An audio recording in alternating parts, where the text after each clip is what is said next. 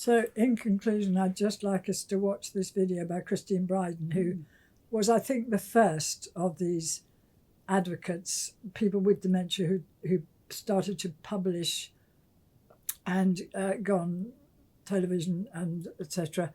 She wrote 4 books. The first one, Dancing with Dementia, I was given years and years ago, and it really was a transformative experience for me. And so I'd like us to watch it. My name's Christine Bryden. In my book Dancing with Dementia, I write about how my husband Paul and I keep on adapting to the discordant music of dementia. I'm writing from the point of view of an expert in the lived experience of dementia, and I talk about what it feels like and what others can do to help. I was diagnosed way back in 1995. I was recently divorced with 3 young girls, aged 9, 13 and 19. It was an awful time. Since then, I've been a passionate advocate for people with dementia and their families. I've been speaking out around the world, one of the first to do so. But I have had my ups and downs. Now, though, I've seen weddings, including my own, to the lovely Paul, whom I met through an introductions agency. That story's in the book. We have now 4 delightful grandchildren, and Paul is my enabler, encouraging me to keep going rather than taking over. You know, few people realise that dementia is not a normal part of ageing. I was only 46. It's terminal, and it's rarely ever inherited. And it's not just memory loss. It's difficult to speak, think, walk and find your way.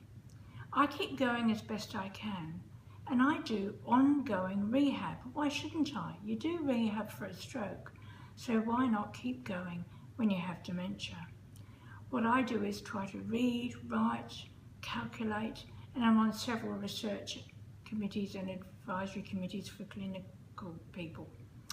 It is very, very exhausting, but it's really worth it.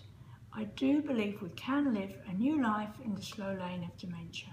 And I want to encourage as many of you as possible to enjoy each day and make that your best day. Thank you.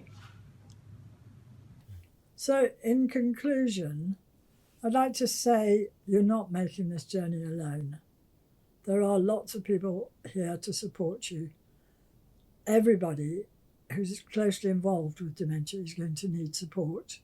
Check out your options together if you possibly can. There are so many different services you can choose from, and you need to find out what suits you.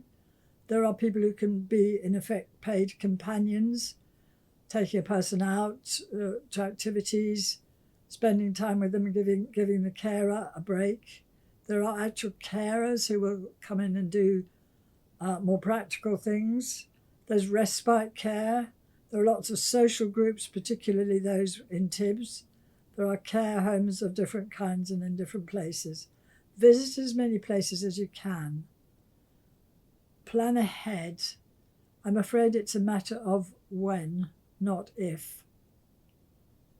Act before it becomes a crisis. If you leave it too long, the decisions will be made by other people and your options will narrow considerably.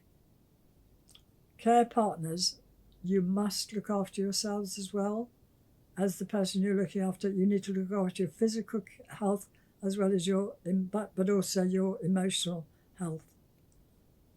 Try and pace yourself. This is a marathon and not a sprint. That's what I'd like to say, Sarah. Anything you'd like to add? I think what you're talking about, it's a long haul. And I think often that first step can be the most difficult. Yes. It can take a long time to accept that there are changes. Nobody wants to accept those changes. But I think when we can take that leap of faith and say, yes, as you said before, in order to stay the same, things have to change. Yes. We need to accept help. Nobody's an island. And the sooner we can do this, the better. So that first step is scary, walking into a group for the first time, picking up the phone for that first time. meeting people is going to be really difficult. It's sort of almost coming out, isn't it? Yes, Accepting that there is an issue. Yes. But if you can get beyond that, then there's so much help, there's so much support. And those stigmas of dementia being the end isn't the case. Dementia is a challenge. It's not a condition, a disease that anybody would want, but it isn't the end. There is a whole different life out there which can be fulfilling, can be meaningful, can be hopeful, can be fun. It's just having the courage and the confidence to do that. Good.